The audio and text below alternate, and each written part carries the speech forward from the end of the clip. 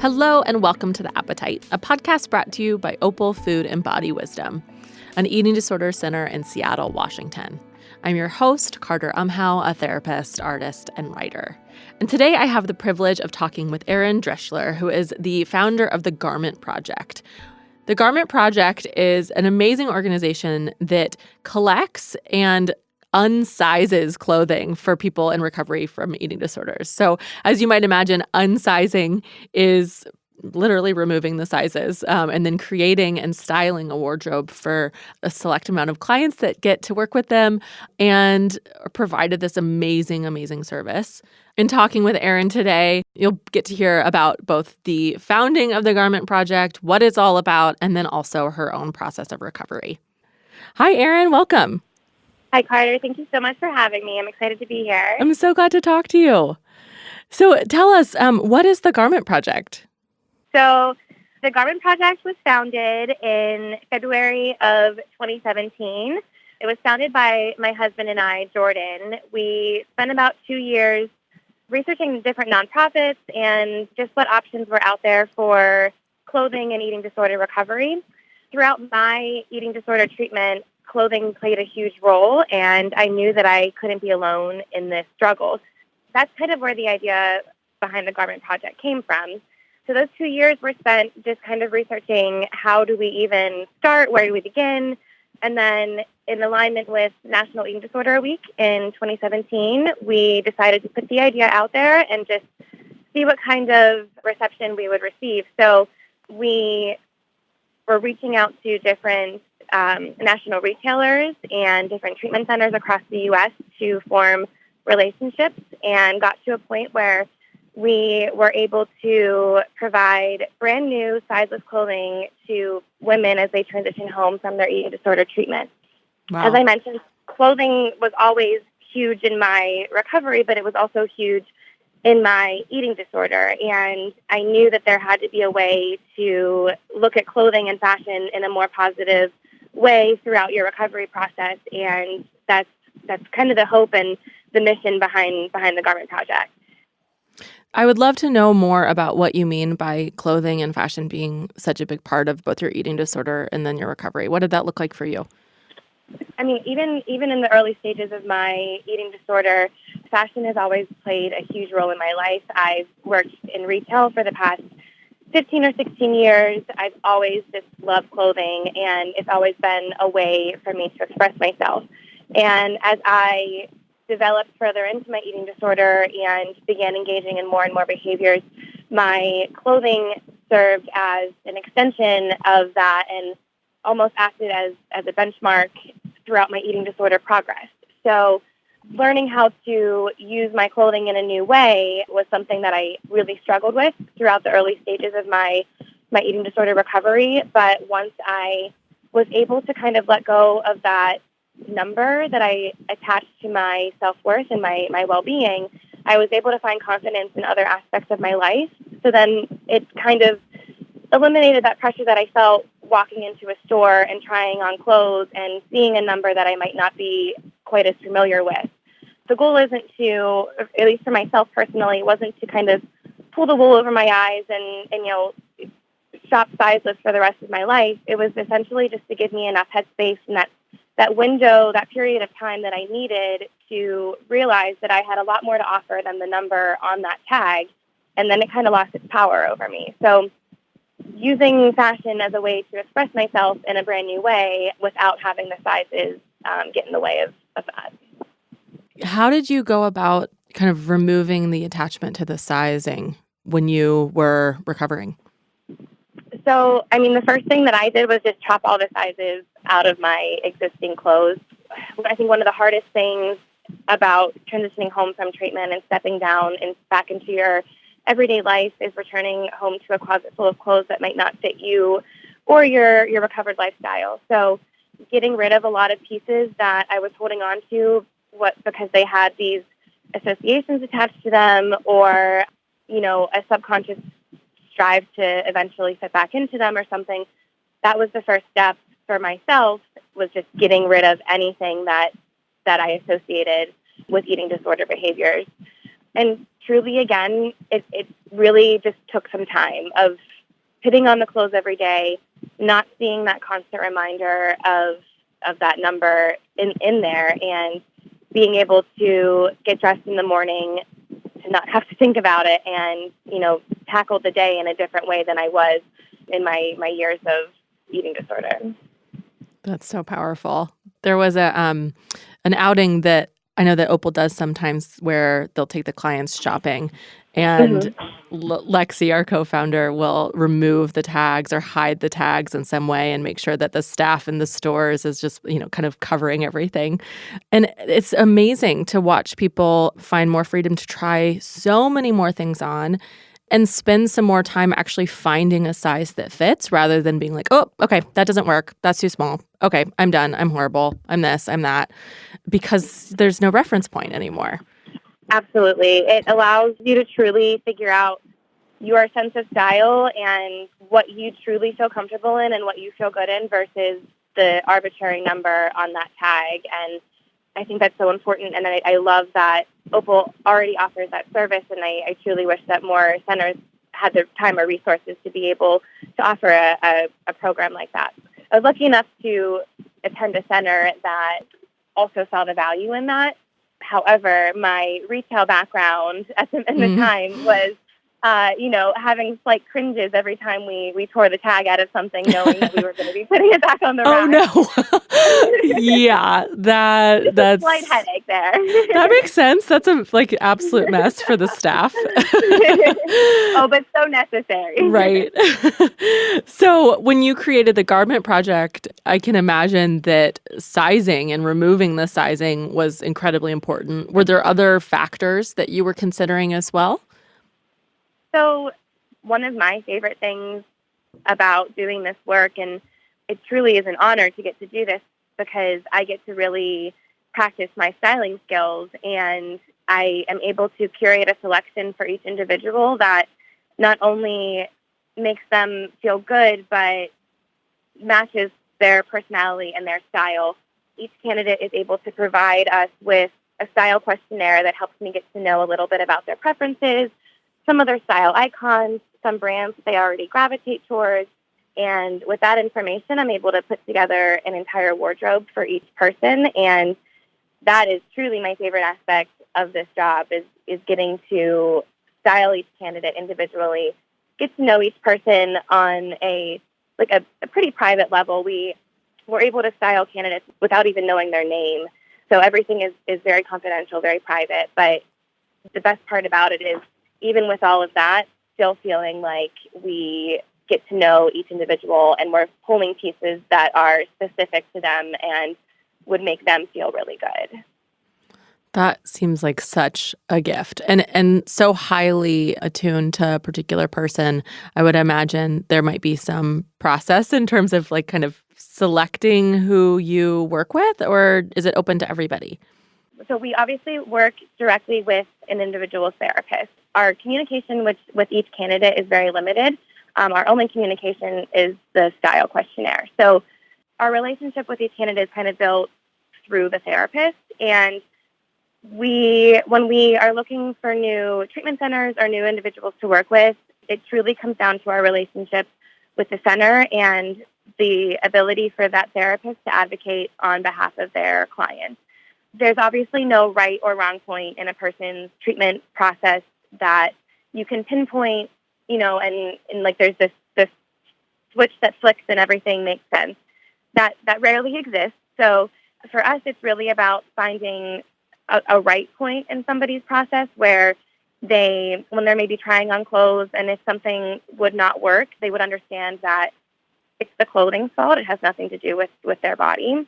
And, what are they doing differently? It's not to say that there are definitely going to be slips and spirals, but just what steps is each individual taking to make it look different this time around? And those are the type of candidates that I think are really, really perfect for the garment service and seem to benefit the most from the entire experience, not just from receiving new clothing.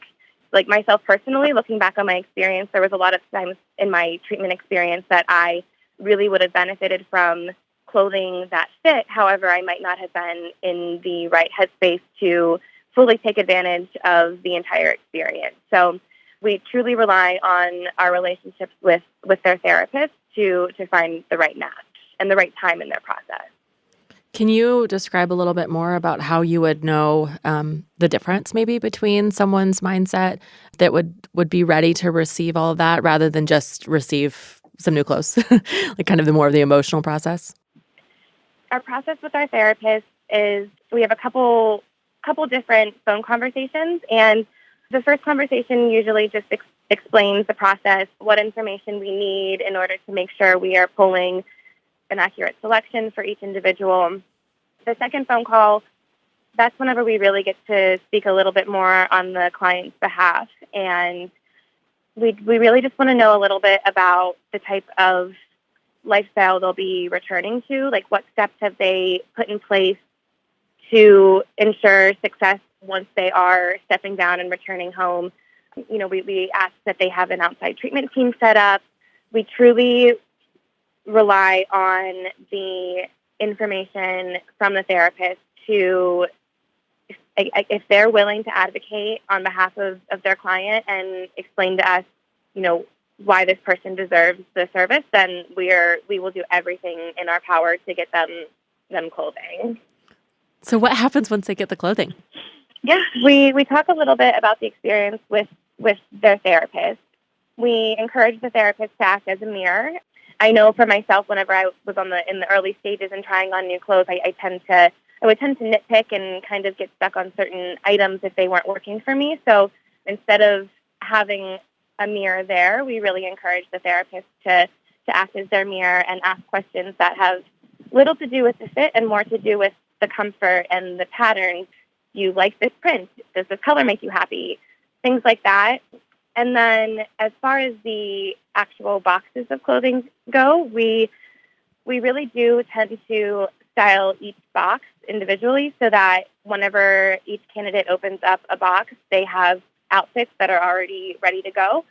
I understand that this can be overwhelming for a lot of different reasons, but if somebody is new to the fashion world, that's something that I really can help with. So I tend to already have preset outfits as guidelines ready to go. And then I also include a style guide that we recommend having handy during the try-on that kind of touches on each piece, how to wear it, different ways to style it, and how to mix and match your new outfits so that you can get the most of it.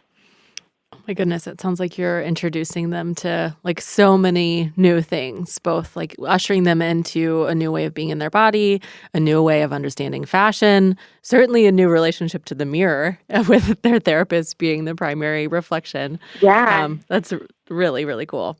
What have you heard about in terms of some of the like massive impact I'm imagining you're having on these clients? Oh, it's so humbling. It is just such an honor to be able to do this. And it's very reassuring to hear the feedback that we have received. I mean, we've seen immense success. It was our goal for 2019 to style 10 candidates, and we are well on our way. We've made our way through 7, and we do expect to hit our goal by the end of this year. It has been, it brings tears to my eyes still to read the feedback after each individual try-on. Certain things that kind of stand out to me. I love hearing when a client repeatedly is expressing that, oh, this piece is so me, whenever for months was having a really hard time figuring out their identity without their eating disorder. So hearing that they're finding clothing, which can be so difficult to find in the first place, but they're finding clothes that make them feel confident. And we've heard that from every single individual we've had the honor of styling thus far. And it's not even just from the candidates. It's really wonderful to hear how much fun the therapists have throughout this entire experience. We try to make it really quick and simple because we know how limited the resources and the time can be for each individual. So it is a pretty quick process. So we really try and make it as fun and easy as we can for each therapist involved as well. Really, I mean, we've heard individuals tell us that they feel like they are now able to interview for the jobs that they want, and they feel like they are truly set up for success now. And that's all we can really hope for. That's been my goal from day one, is to really set each individual up for success as they enter a really, fragile state of their recovery. Mm. That is so poignant to me to think about kind of the fragility of that state, just the way that you put it, because to be in treatment for months or longer and to do so much emotional work in order to get better and then come home to a closet that doesn't work at all anymore, or to have your surroundings maybe look the same, but you're maybe in a really different body, definitely in a different mindset, hopefully too. It's such a cool thing to think about, this gift of really getting to have not just a fresh start, but sort of this boost as well into a new way of getting to be in their lives and their bodies. That is the goal. And you internally, you're facing so many different things than you were a few months ago, but externally, your environment may have truly stayed stagnant, and that can be a really hard thing to step back into after you've made so many huge changes in your own life. I mean, the financial burden of having to replace a wardrobe is something that can be very daunting, as well as we know the cost of treatment can be very expensive. So it's something that I think being able to fully provide an entire wardrobe to each candidate, I think really just sets them up on the right track.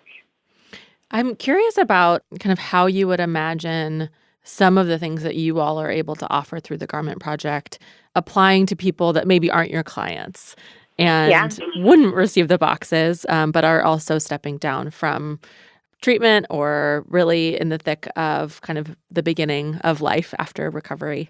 What would you want them to kind of understand about fashion or being in their bodies in a different way?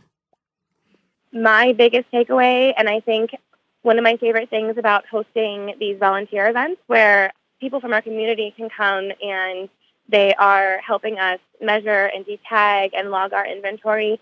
I think all of our biggest takeaways from those days is hands-on getting to see how arbitrary that number is.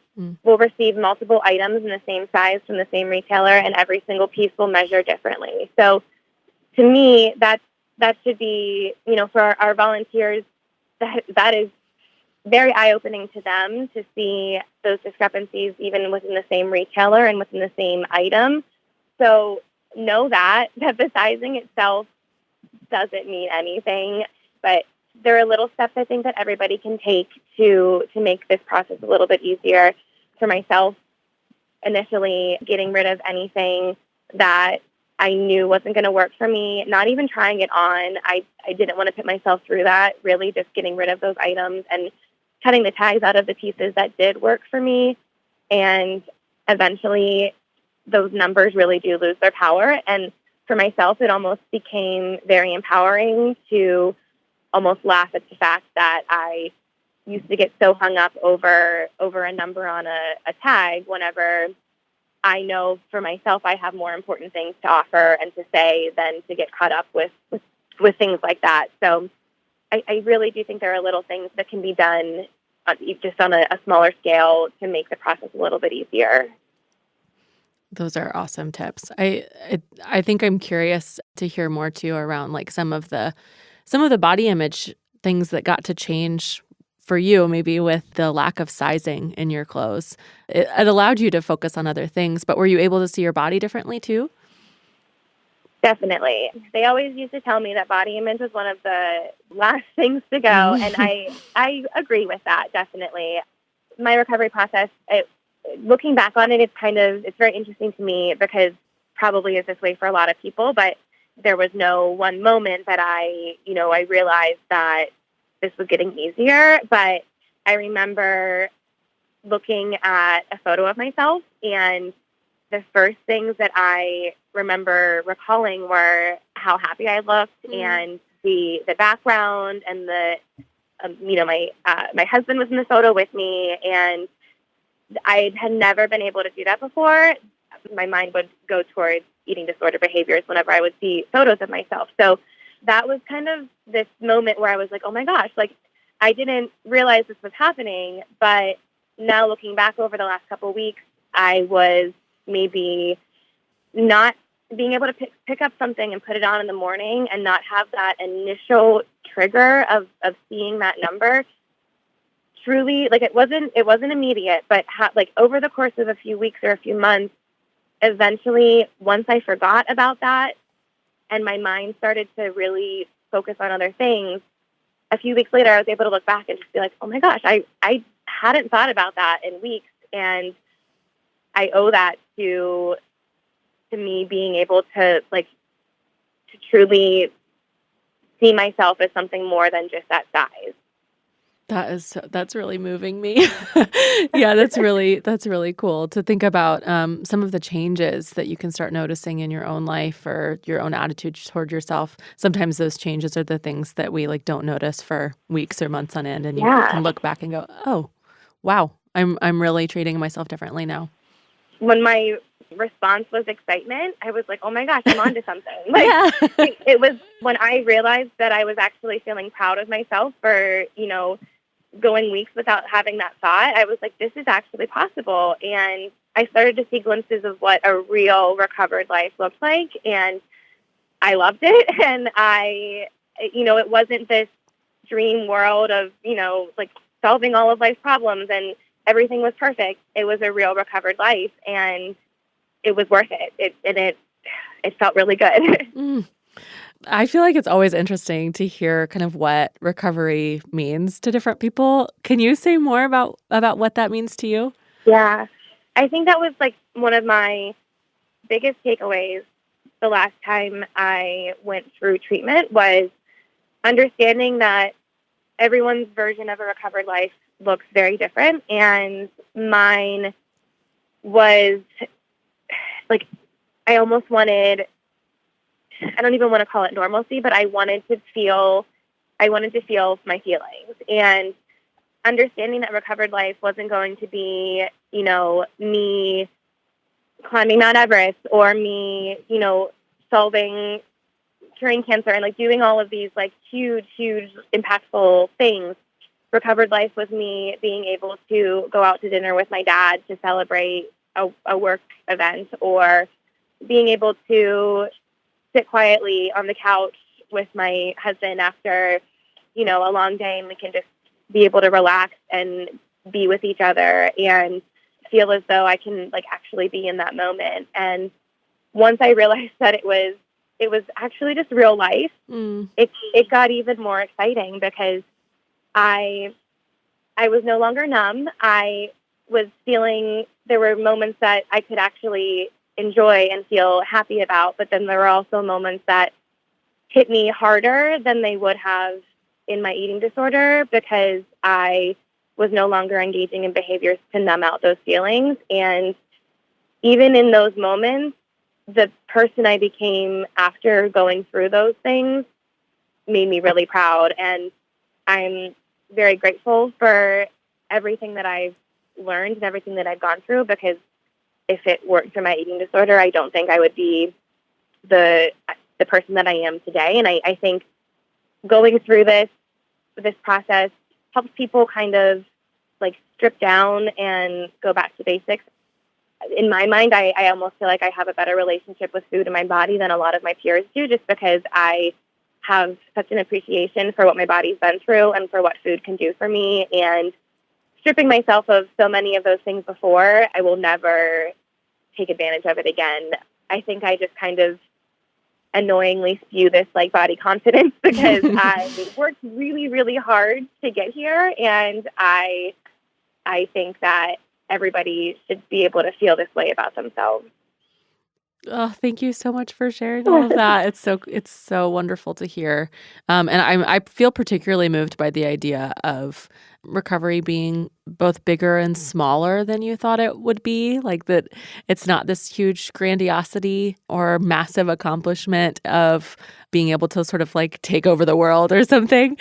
Because I think that, every eating disorder is so different, but I think eating disorders can be so wrapped into the perfection of needing to accomplish and needing to be perfect and, all of these different things. And so to just actually kind of get into that gray area of like, oh, I feel some more. Like I feel more feelings, but I can now like be in the more mundane moments in a really special, present way with ease? Feeling like I'm so much closer with the people in my life, and like that is definitely one of the biggest positives to recovery in my mind. But not only the people in my life, but with myself, like being able to feel like I am just finally at a point where I'm comfortable with who I am and with what I have to say, and I would do anything to let others know that they have people rooting for them across the country and want that same thing for them. And one of the things that I used to repeat to myself over and over again was for the girls who think they can't. And in my mind, it was just a constant reminder to, whether it was to take that bite or to, sit still for a few minutes, like for somebody who feels like they're just really stuck in their ways, like I'm going to do this. And I feel honored that I get to be a voice in this and hopefully help other people reach that same point in their life. So, Erin, I know you know this already, but we are just waiting so earnestly for some boxes to arrive for an Opal client any day now, like today maybe. Yes. And I know that Lexi has been she's the main point person on that and has just been so excited and so looking forward to the process of getting to kind of open these boxes with one of the Opal clients. There's a lot of hype around it. So I can't wait to hear about that and hear how it goes. We're excited. I mean, I was excited to get to know Lexi through this process and get to know this candidate a little bit more and really, work with Opal because they already offer so many resources as far as shopping for clothing goes. And I would really just, I'm grateful to be able to continue the work you're already doing and really just like personalize it on a even more individual level. So I'm really grateful to be able to partner with Opal on this. Oh, thank you. Thank you. We're so excited to partner with you, and hopefully there will be some other clients headed your way. Absolutely. Yes. Yes. We welcome. We have, currently we are always accepting new inventory, and our current inventory is always growing. So we're always able to support new candidates as appropriate. So people can donate to the Garment Project? Is that how it works? Okay.